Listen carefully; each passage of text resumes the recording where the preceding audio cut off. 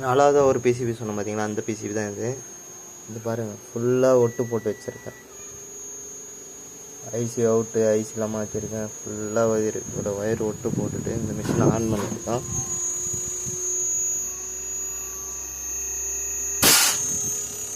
Speed கொஞ்சம் கொஞ்சமாக pickup ஆகும். நார்மல் கண்டிஷன் தான்.